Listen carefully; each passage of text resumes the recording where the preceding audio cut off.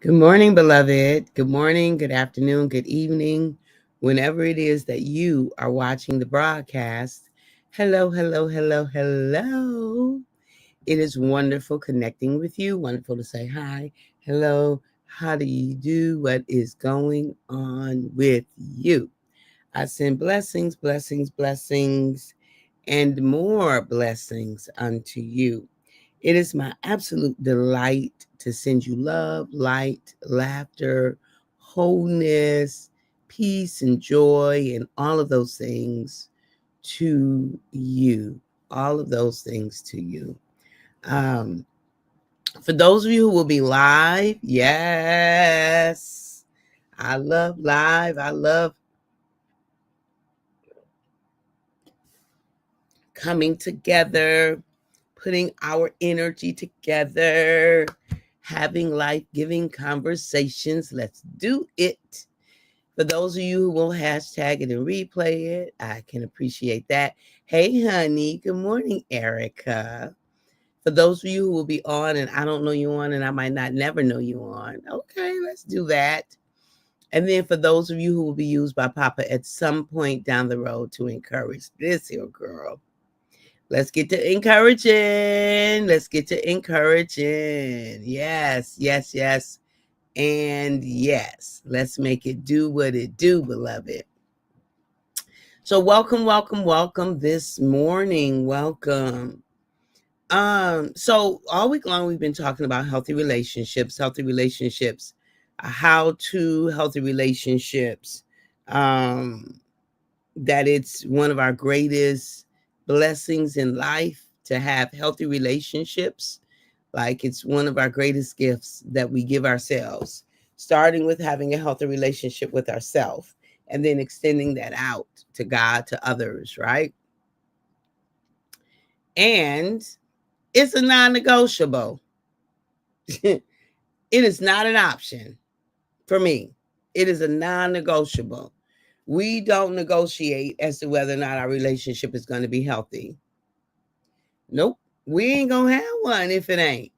If I can't trust you, if I can't trust how you show up, if I can't trust your word, if I can't, if you like flaky and oh no, no, no, no, we're gonna have a relationship accordingly. Good morning, Sherry Naylor. Welcome. So there are some parameters, right, that I prefer with my relationships. There are just some parameters that just feel good to me, and I get to choose, y'all. I get to choose. You know, this ain't this. This is not a negotiation. Well, you ought to be able to deal with people. No, not if I'm having a personal relationship. Now, if this is a business relationship, if this is a professional relationship, yeah, I can deal with some stuff, but not even a lot then. Not even a lot then. But okay, it's different, right? But personal relationships, no, no. So for years, for many years, and it's just ended. It'll be a year in December when it ended. So if December's 2024, I think I started in 2011 to something like that. So at least for 13 years, I did supervision. 'Cause I'm a licensed professional counselor, and my private practice was supervision. So I did it for years and years and years and years. And so, but I was very selective as to who I supervised because unlike good morning, Myra, good morning, so good to see you. Unlike when I was a professor, I didn't get to choose who came in my class. I taught everybody equally, appropriately, right? I taught everybody appropriately. If you came in my class, I honored you.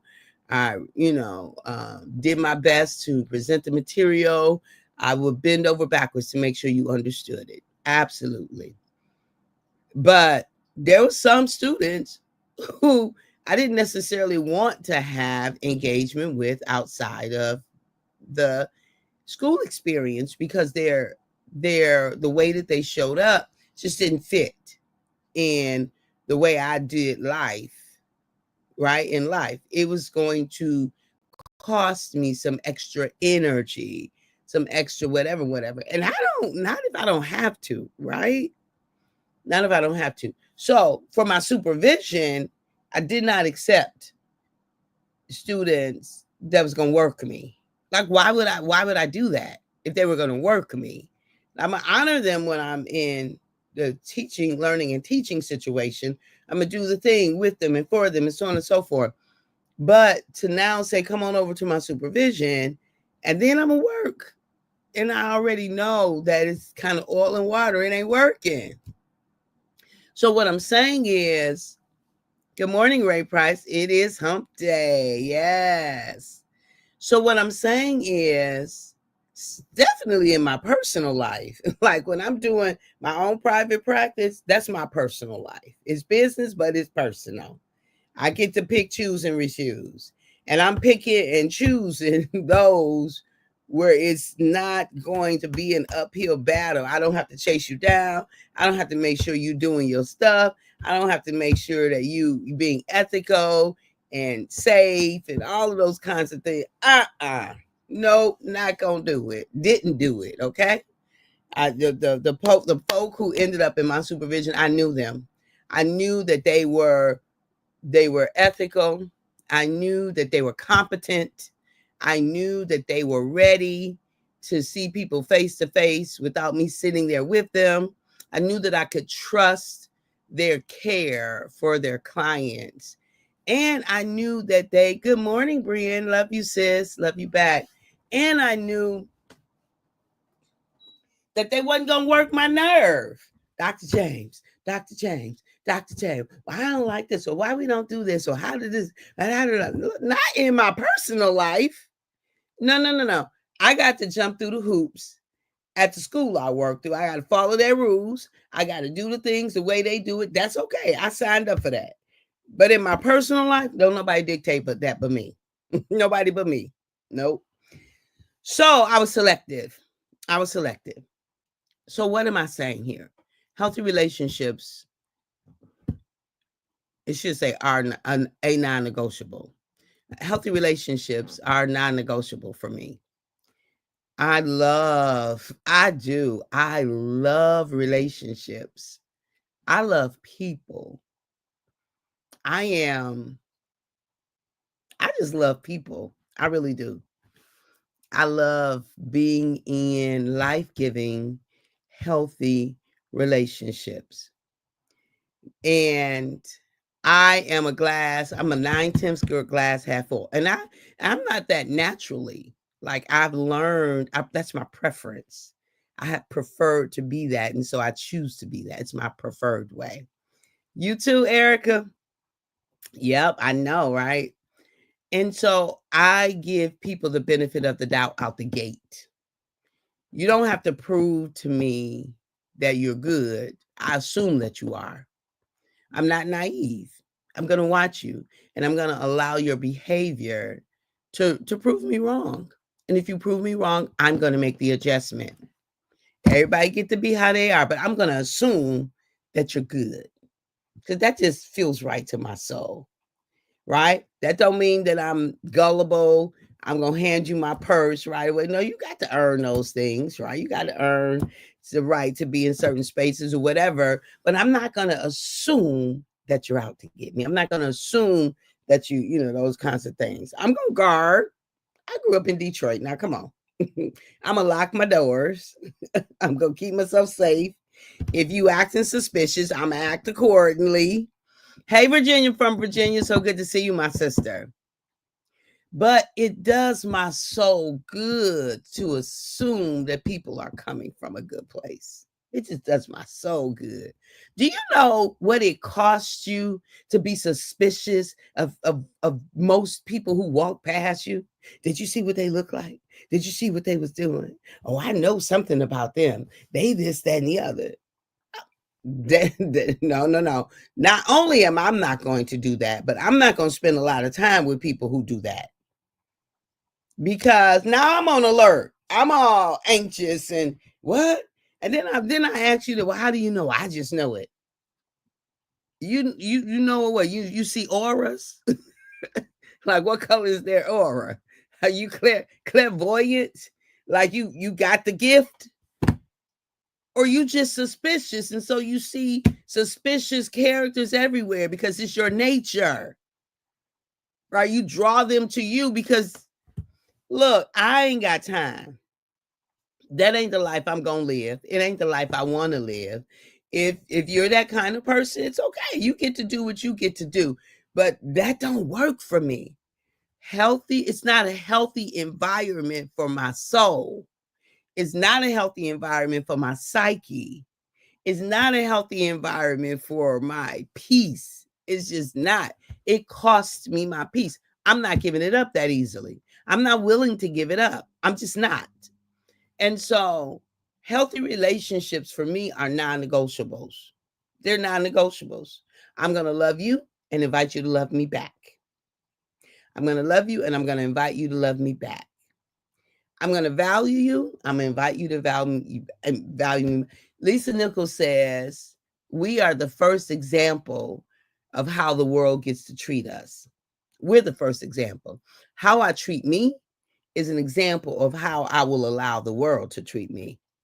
Now, y'all know I love me some me. If I love y'all, you can multiply, quadruple that over here, okay? I love me some me. I value me.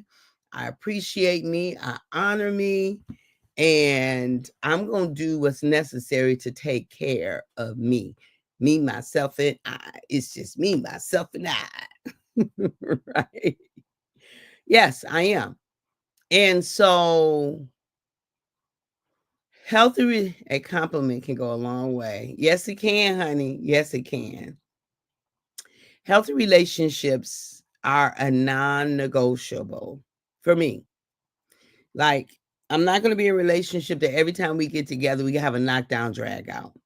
I'm not going to be in a relationship where, like, I'm walking on eggshells with you and you walking on eggshells with me. Like, if my personality, the way that I show up, doesn't work for you, you find yourself always whatever, then we need to have a conversation around that.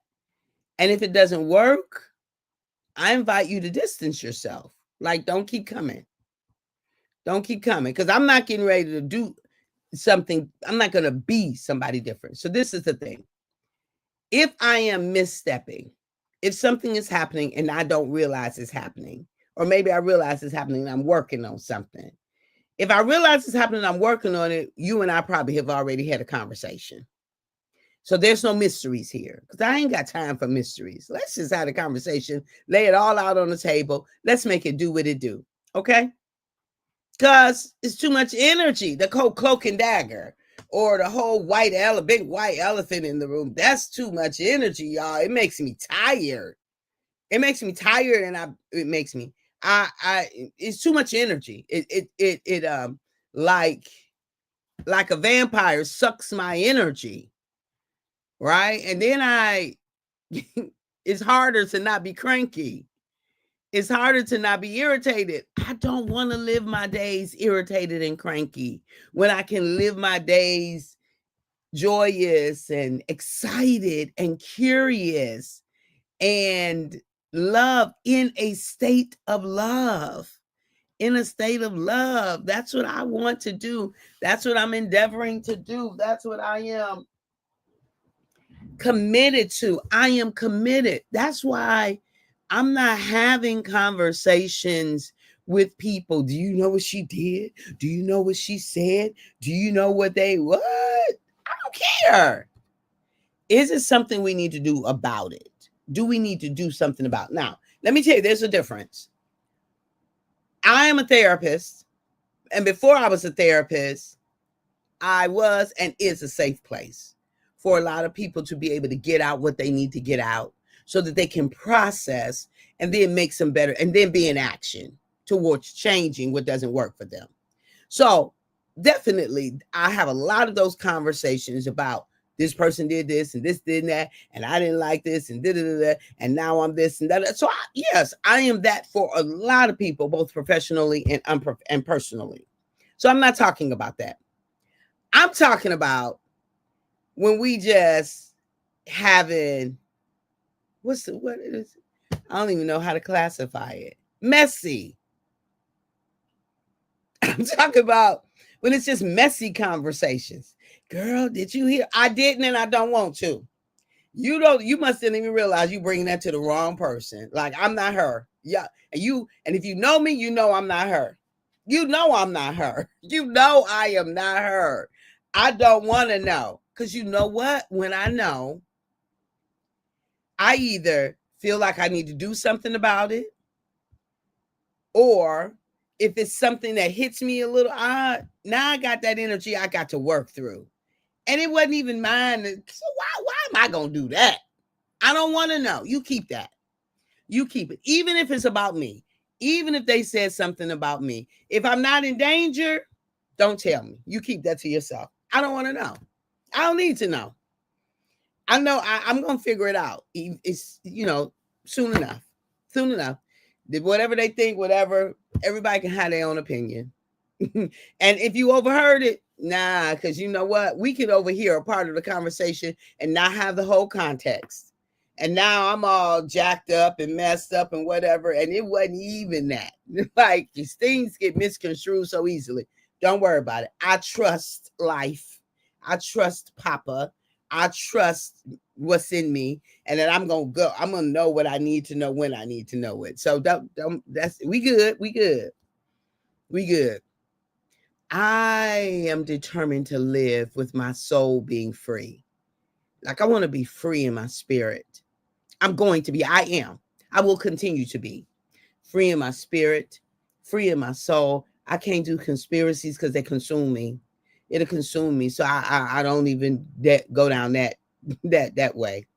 I can't, because I refuse to be consumed by that which is not life-giving to me. I will only be consumed by that which gives me life. That's it. If it doesn't give me life, I'm not. I can't do it. So, beloved. So yeah, that's healthy relationships.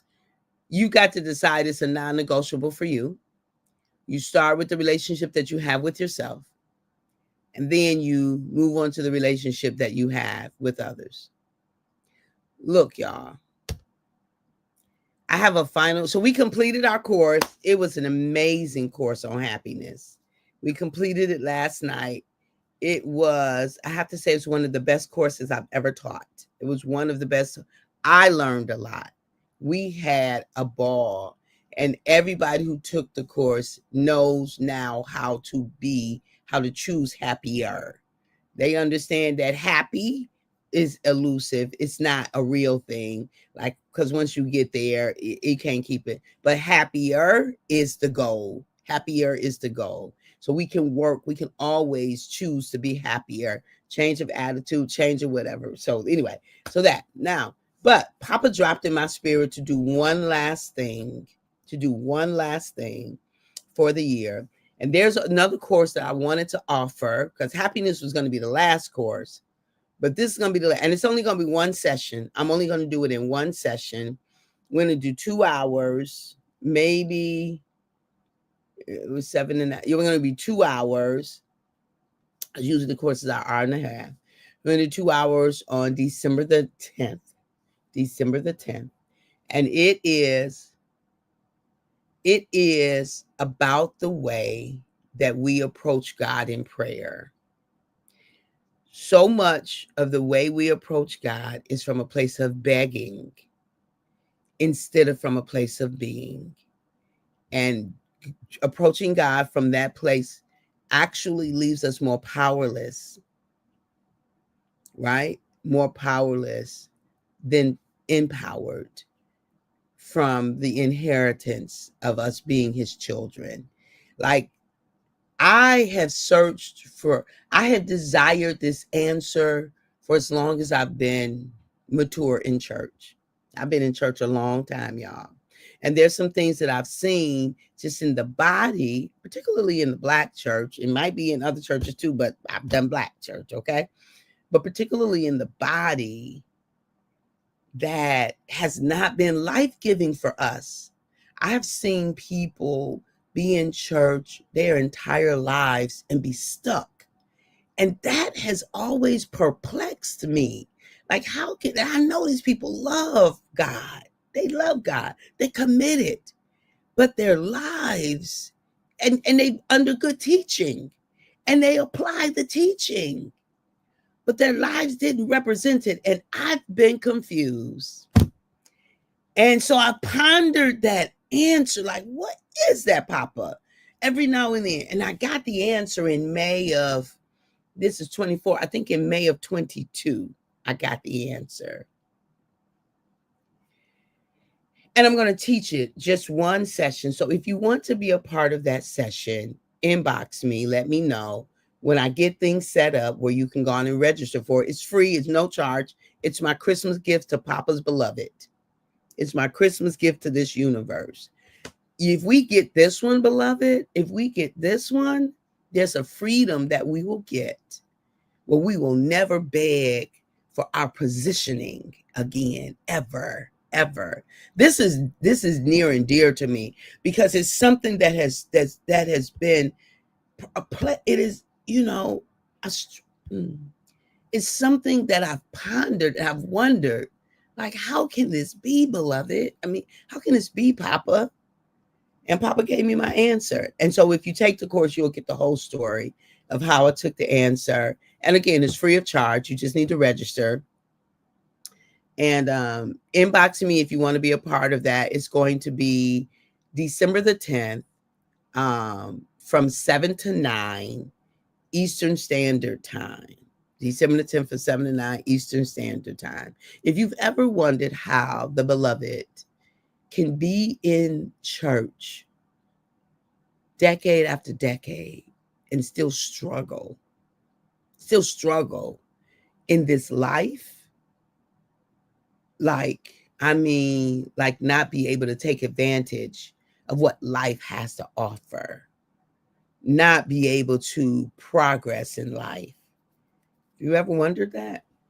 Papa gave me the answer because I wondered it. I'm like, I know they love you.